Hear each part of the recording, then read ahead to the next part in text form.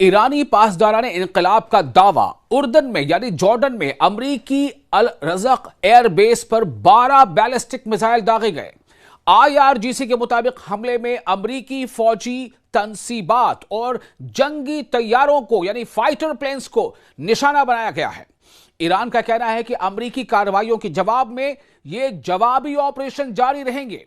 Iran की इस्लामी इनकलाबी guard core यानी IRGC ने दावा किया है कि उसने जॉर्डन में वाक़े अमरीकी ज़ेरे इस्तेमाल अल अज़रक एयर बेस पर 12 बैलिस्टिक मिसाइल दागे हैं। जी हां, 12 मिसाइल, वो भी बैलिस्टिक। ये ईरान का दावा है और IRGC के मुताबिक ये कार्रवाई अमेरिका की जानिब से ईरान पर किए गए हालिया मिसाइल हमलों के जवाब में की गई है। IRGC ने अपने बयान में कहा है कि इसकी एरो स्पेस फोर्स ने अमरीकी फौज के अहम अहदाफ को निशाना बनाया, जिनमें जंगी तैयारे यानी फाइटर जेट्स और कमांड एंड कंट्रोल सेंटर शामिल थे।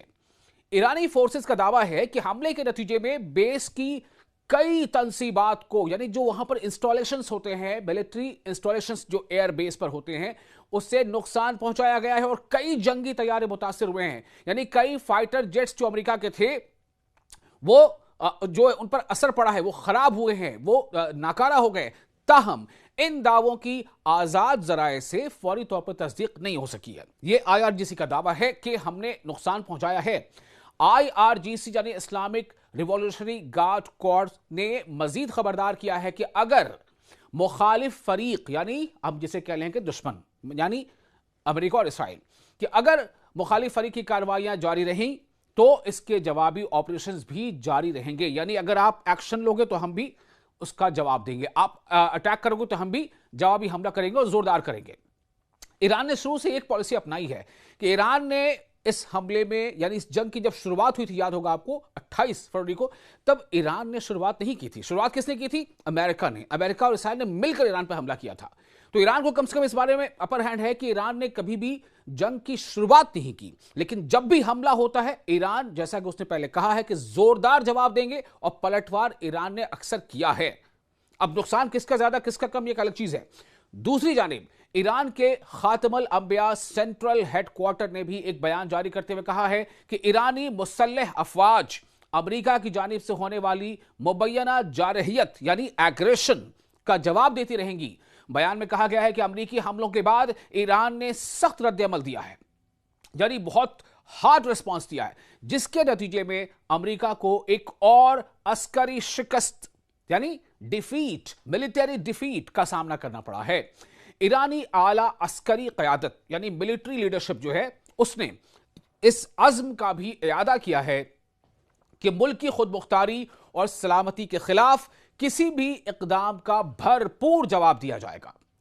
उधर जुमेरात की सुबह जारी होने वाले बयानात में IRGC और ईरानी फौज ने खित्ते में अमरीकी फौजी तनसीबात यानी पूरे रीजन में जहां कहीं भी अमरीका की जो मिलिट्री बेसेस हैं, एयर बेसेस हैं, इन इंफ्रास्ट्रक्चर्स के खिलाफ कई जवाबी कार्रवाइयों का ऐलान किया।